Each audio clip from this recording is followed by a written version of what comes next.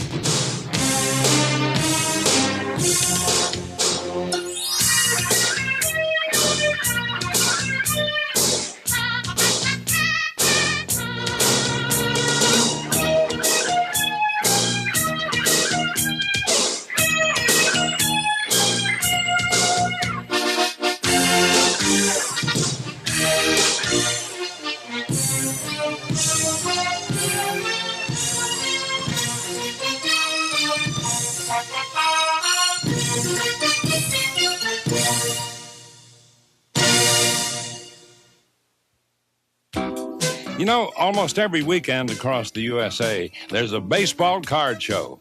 And no matter how big or how small, people are really flocking to them, whether they're 6 or 60. And they'll usually find their favorite players at these shows. Dealers arrive as early as 6 in the morning to set up for the 9 o'clock stampede. Lines start forming before showtime. I guess you can say the early collector catches the card. Dealer setups range from tabletop displays to extravagant productions. But either way, the collectors usually get what they want, whether it's an autograph of their favorite ball player or that special card that they've been looking for. Now, one of the early pioneers of card shows was Mike Aaronstein. I had one of the very first card shows. It really wasn't a show. It was by invitation only. We had about 15 or 20 collectors in my basement, and it was about 1970. Guys came from as far away, I think, as Maryland, which was an astronomical trek. I mean, it was like the other side of the world. Well, I think it's just wonderful. Everybody collects something. Everybody. I don't care who the person is. I'm sure you have a collection of something. I think it's wonderful that people are collectors because it gives them a purpose, a diversion from the everyday drudgery of life. Some people collect uniforms. Some people collect statues. Some people collect posters, magazines. And everybody should have something to collect. It fulfills a need. People need to have stuff. Fun fact. Hey, man, take a look at the Topps 1959 card number 440, Lou Burdett. Lou, a right-handed pitcher, thought it'd be funny to pose as a southpaw. Well, the photographer took the picture, Topps printed the card, and the rest is history. Hey, Lou, got any rubber chickens? According to all accounts, baseball cards appeared more than 100 years ago, with the first cards being produced by Old Judge Tobacco. Now, Old Judge was a cigarette brand distributed by Goodwin Brothers of New York. The cards were used as premiums to boost the sales of their tobacco and to gain an edge on their competitors. What Old Judge Tobacco didn't realize was that they were laying the foundation for the modern-day baseball card. The Old Judge cards used photography. The photographs were thin pieces of paper pasted on cardboard. Now, this not only made the photo rigid, but helped to make the cigarette pack crush-proof. By using photographs at a time when photography was not mass-produced, they showed the players as they actually were. What they would do is they would hang a baseball on a string and have the player go like this. So in some cards you can see the string and the player's glove like this. So there couldn't be any movement. And they really some interesting poses with guys sliding, and they had to hold the position. It's really funny. The Old Judge set was not numbered, and people are still finding variations. The T206 sets were distributed during the years 1909 through 1911. The cards are a color lithograph surrounded by a white border. They're 1.5 by 2 5/8 inches, and the player's name, team, and city appear on the bottom border. The cards were included in 14 different brands of cigarettes with names like Polar Bear, Piedmont, and Sweet Caporal. Of course, this set contains the king of baseball cards, Honus Wagner.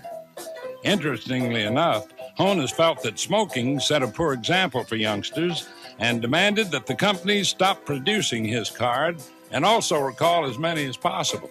As a result, there are believed to be only 30 of the Wagner cards in existence today. And listen to this. According to Sports Collectors Digest, the T206 Honus Wagner card is worth over $100,000. How about that? Man, that's probably more money than Honus ever received during his entire career in baseball. Another card that attracts attention from collectors is the Philadelphia Hall of Fame pitcher Eddie Plank. Plank cards are always sought after, but what makes the T206 card so valuable is that the lithograph plate was dropped during the manufacturing of the card, thus making a limited number in release and therefore quite valuable. Another valuable T206 is Sherry McGee, an infielder with the Philadelphia Phillies. This card's value is not based on his performance, but on the fact that his card was distributed with his name spelled Magie. The misspelling was corrected, thus making the mistake card 400 times more valuable. That makes this the first famous error card, but we'll talk about errors later. These cards are commonly known as the Big Three. Though the set is extremely valuable without these cards, with the Big Three, man alive.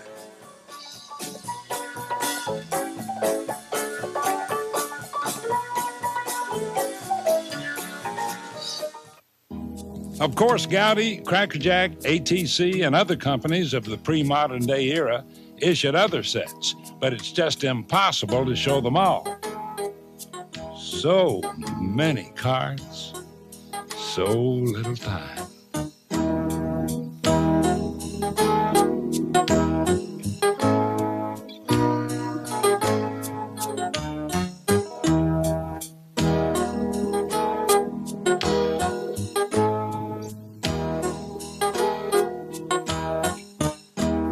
We interrupt this broadcast to bring you this important bulletin from the United Press. Flash, Washington. The White House announces Japanese attack on Pearl Harbor. Stay tuned to The 1940s saw more cards and more card companies, such as Play Ball, a Philadelphia gum company. Play Ball issued sets from 1939 to 1941. The 1948 Leaf issues, manufactured by the Leaf Company of Chicago, were black and white photos with the color added. These cards, unlike other baseball cards, were issued late in the season. But what really makes them unique is that most people can't decide whether they find them attractive or not. Oh, well, I guess you have to be the judge. As they say, beauty is in the eye of the beholder.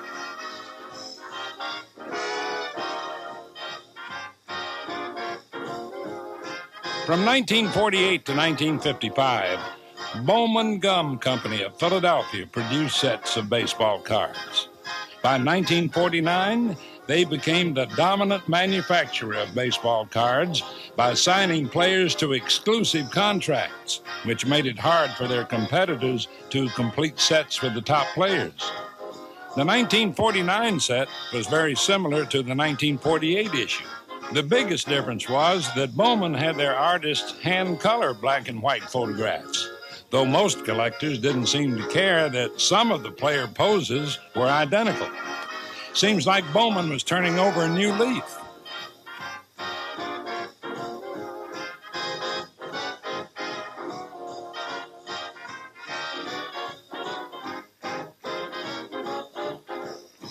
In 1950, Bowman gave their cards a new look. Using black and white photos as a reference, they commissioned artists to make paintings of each player. In 1951, Bowman once again borrowed the poses from the previous year. The differences between the 1950 and 51 sets were subtle and yet significant. The cards were larger in size and featured the player's name on the face of the card.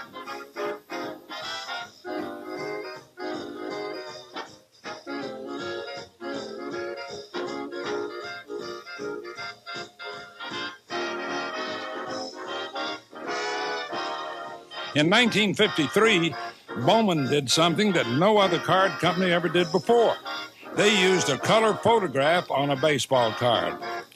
Part of the 53 set was issued in black and white, but this set will always be cited for giving birth to a new format of baseball cards.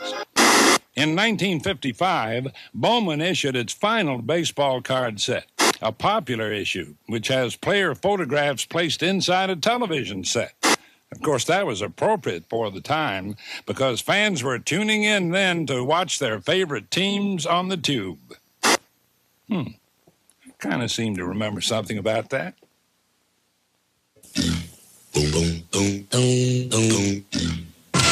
Fun fact.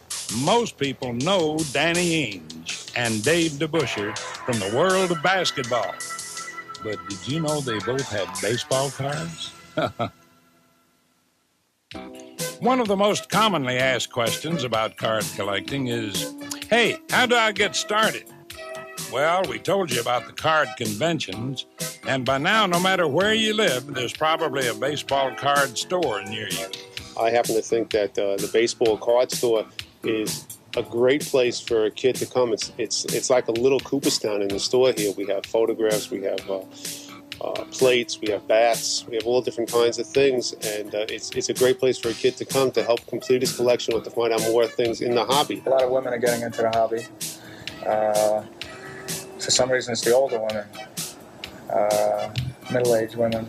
For the kids, we recommend them to get into all the new cards because if you do hold them long enough, they will reach this value right here at the $8,000 to $10,000 level.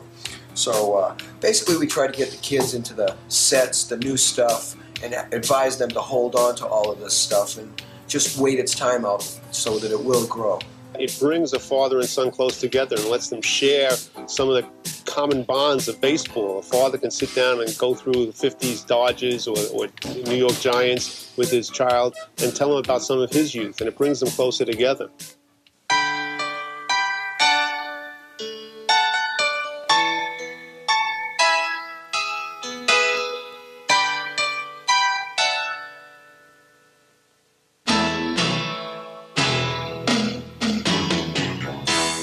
I still remember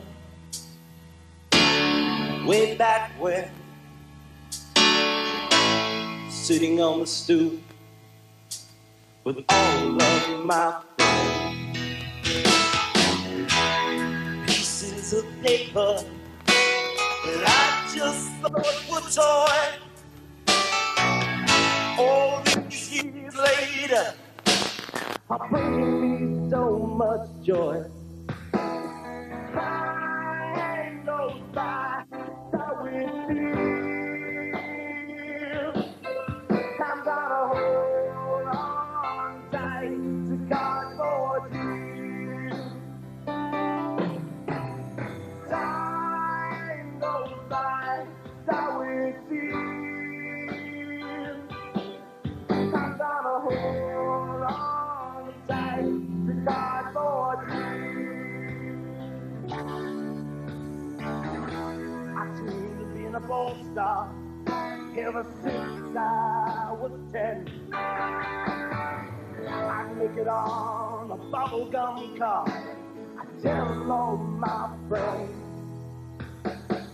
Now 30 years later, I just sit with my son, and I realize my dreams aren't over because it has just begun. Time goes by, so it seems. I'm gonna hold on tight to cardboard dreams. Time goes by, so it seems. I'm gonna hold cardboard.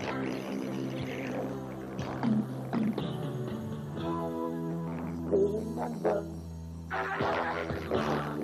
way back when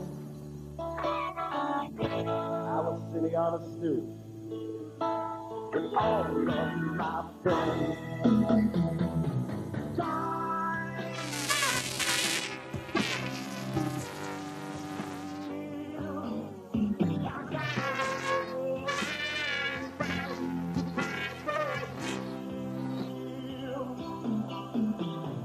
Time goes by, so we feel I'm gonna hold on tight to cardboard. Time goes by, so we feel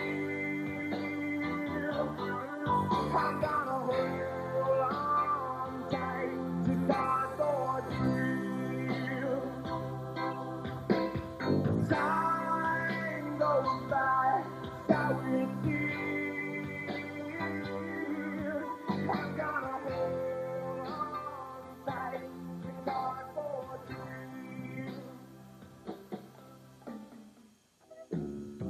Now, if you collect baseball cards, you probably have heard the name Larry Fritch.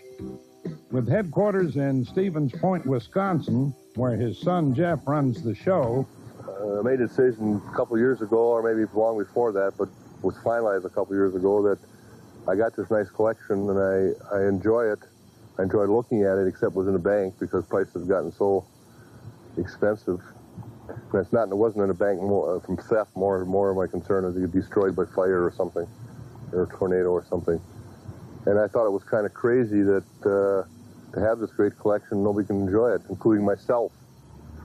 So I decided to do a museum. I'll educate them about the fun of collecting, and that's what we're going to emphasize. We're going to very much de-emphasize value. In fact, the only place that we will have values will be in the card shop itself, where cards are for sale. Otherwise, we'll not emphasize values. But they're there to be enjoyed, and that's what they're for. It's something we never expected. I mean, it's been a hobby. It always will be a hobby for us, but it's turned into a business.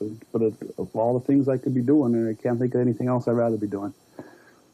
well, the days of keeping cards in shoeboxes and wrapped in rubber bands are over. With card collecting comes the responsibility of taking care of them. And gone is the age-old story, my mother threw away all my baseball cards. hey, you sure said it, Sharon. But keep in mind some basic rules that still apply, like keep your cards away from bright lights, heat, and moisture. Today, collectors are afforded many options to take care of their cards. We stopped in at U.S. Gersler, a company that manufactures protected plastic products. We've been in business since 1946, and in that time we've produced and sold hundreds of millions of products. And in the last 6 or 7 years, substantially in the hobby field for housing baseball cards. And the products take the form of clear sheet protectors in which the cards are placed, and then we also supply and produce albums in which these pages are placed, and this allows the collector to keep their cards in a protected and attractive form. We actually tested new and old cards by subjecting them to, first of all, insertion in the sheets, subjecting them to heat and pressure over a period of months, and we've never had a single case, because we use the right plastic, of a migration or a deterioration of the cards. Now, I guess you could say we got our information undercover. Although many collectors have their own ideas about conditions, the following conditions are usually agreed upon.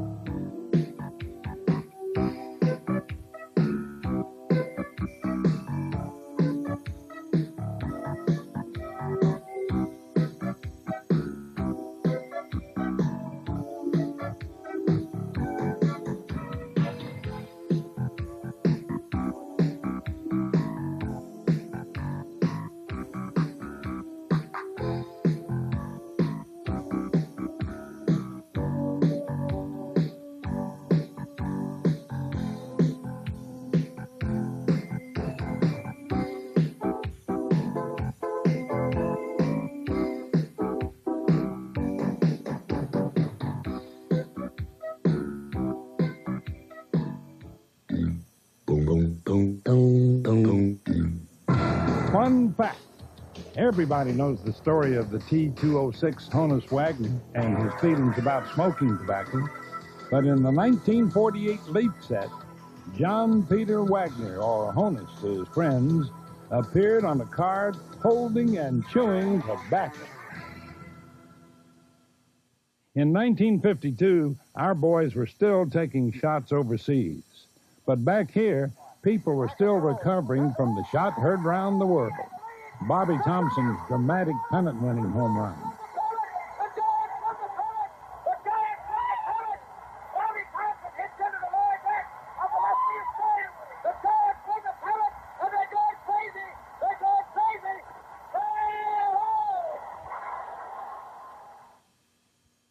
The 52 Topps series, called by many the prototype of the modern-day baseball card, was designed by Topps Vice President Cy Berger, with help from the late Woody Gelman.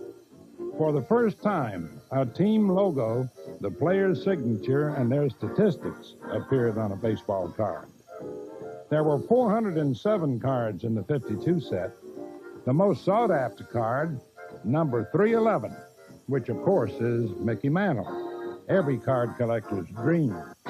In the years to follow, Topps would make various changes and add new features and would shape the future of the baseball card.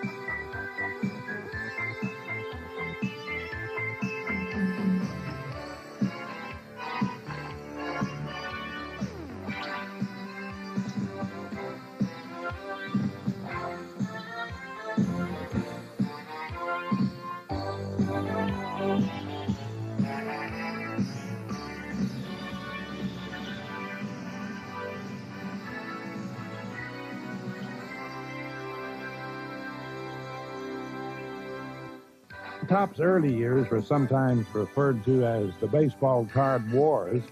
Topps and Bowman fought it out in the candy stores of America. Topps eventually won by buying out Bowman in 1955.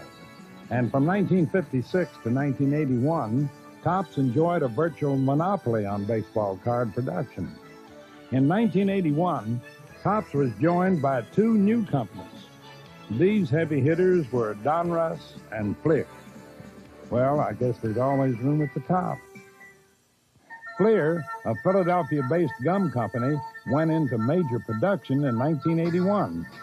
Although they produced cards for a short stint from the years 1959 to 1963, Fleer's 1981 issue, which has never gained popularity among collectors, was plagued with poor photography, poor statistical information, and inadequate distribution. But Fleer went on to make vast improvements in their card design and has grown to become a mainstay for today's card collectors.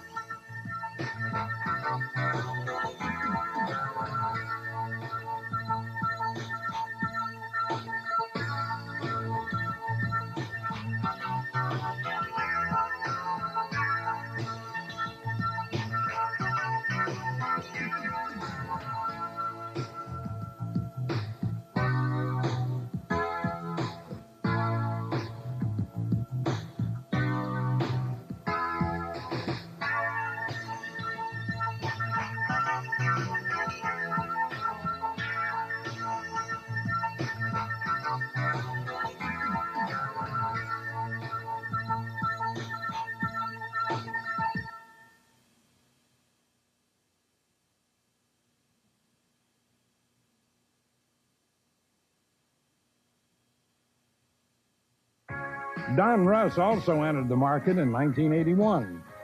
Don Russ, a Memphis, Tennessee company, experienced similar problems to Fleer's first issue. But in 1984, they hit a home run. The 84 Don Russ set is the most popular of all Don Russ sets and is the most expensive card set of the 1980s.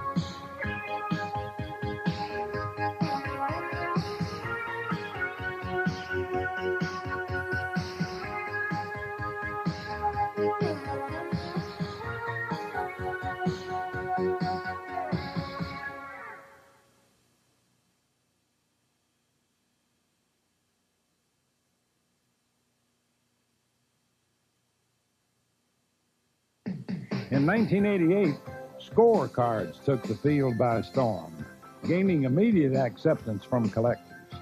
Score is produced by Major League Marketing of Connecticut and distributed by Armorall. Score cards feature high-quality photography and exciting graphic design. Score's sister company, the Magic Motion 3-phase Sport Flick cards, which debuted in 1986, gave collectors a new kind of baseball card. I guess you could call it a moving experience.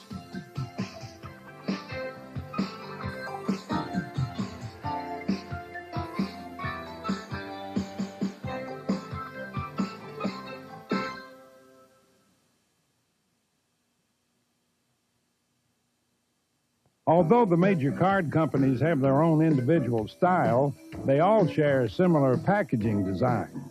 Topps, Donruss, and Fleer all use wax packs. Wax packs contain 15 cards and a premium, heat-sealed in a wax wrapper, while Score and Sport Flicks use a package similar to a plastic or foil candy bar wrapper. Topps and Fleer also use a cello pack, which offers the collector a better value for their money. And a package shared by all the companies is the rack pack. The rack packs give the collector 3 irregular packs in a plastic strip with the top card in its own window. By looking at the top and bottom card in this see-through package, a collector can determine if the card he wants is located in that rack pack. The card companies usually pack the cards in the same order. So here's the tip. Keep track of what's in the pack. In addition to their regular sets, all the major companies manufacture subsets. The most popular are the update sets. These sets allow the collector to keep on top of the roster moves. One of the first lessons we learn as kids is our ABCs. Krause Publications offer several magazines which cover every aspect of the baseball card hobby, from mail order to collecting tips to up-to-date price guides. When we purchased Sports Collector's Digest in 1981, we acquired what was then, as it is now, the premier periodical within the hobby. We brought to it some of the knowledge or the experience we'd gained in publishing in other collectible fields since the early 50s, and that is the function of a trade paper in any hobby or among any group of hobbyists is to put buyer and seller and traders together. That's the philosophy that drives our publications. We want to make it easy for people to buy and sell by mail. We have a customer service award that we created to let a person who's thinking of responding to an ad know a little something more about the dealer who carries that award. In essence, that customer service award says that this person operates at a higher plane of professionalism than just the average person you might encounter in the hobby. We feel, as I said, Sports Collector's Digest is being an advertising medium, serves the needs of the most advanced collector. Baseball Cards Magazine and Baseball Card Price Guide Monthly, because they're available on national newsstands, is more aimed at the beginner. In addition to the monthly price guides, yearly price guides are published with card prices for card sets issued for the last 100 years. The book lists cards in various conditions. Cards before 1981 will have near mint as their best possible condition. This is due to the scarcity of mint cards during those years. Not only superstar cards are rated, these pages contain prices of common cards, the lowest priced cards of all sets. Not just the major producers of sets are listed in this book. There are card sets like regional sets. Regional cards are usually limited to a particular area of the country. Very often they're distributed by local industry. Sometimes these sets are distributed nationally, but almost never in large numbers. Premium sets are usually obtained by sending in proof of purchase coupons or wrappers from products which a consumer may buy. These sets are produced by major manufacturers of consumer goods all across the USA. Now available are limited edition sets, also known as collector issues. These sets are usually distributed by national chain stores like Woolworth, Rite Aid, and Toys R Us. It seems collectors today have caught the fever. Rookie fever, that is. Rookie cards are the first card of a player issued by a company. These cards will usually be the most valuable card of all the cards produced over a player's career. Cards like the 52 Topps Mantle, the 73 Topps Schmidt, and the 84 Donruss Mattingly. They all command high prices all over the country. The one thing people enjoy doing with rookie cards is speculating. They'll go out and buy 100 or 200 or maybe even 500 of a rookie. And what that's done to prices is it's driven rookie card prices up even before the player's even tested. You'll find, for instance, players who've never even played a day in the major leagues, their cards are already 50 cents, 60 cents, 75 cents for each one. But what about the card before the card? Although most collectors don't consider a player's minor league card his rookie card. Minor league cards are produced by companies like Pro Cards, TCMA, Mike Kramer Productions, and Larry Fritz Cards. To learn more about minor league cards, check out Tough Stuff magazine. In the majors, when a player makes too many errors, he stands a good chance of being sent down to the minors. But in card collecting, a minor error usually attracts a major interest from collectors. Errors and variations have occurred ever since the famous McGee era of the T206's issue. Also in that set were the Ty Cobb variations. Cobb was shown on different backgrounds and in different hitting stances.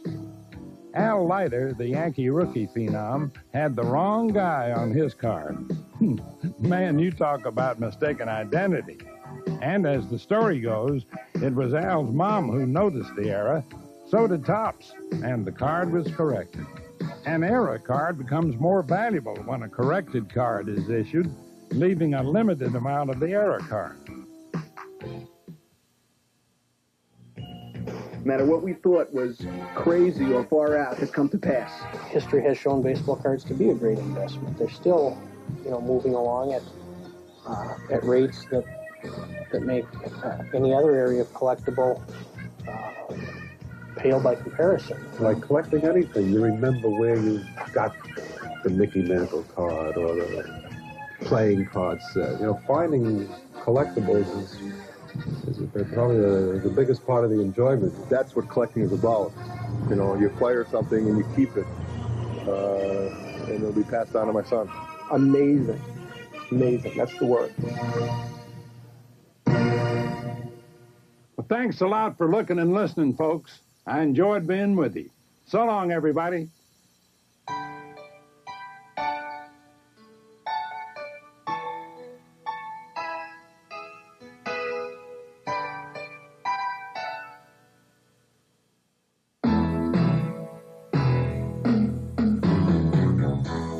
I still remember way back when, sitting on the stoop with all of my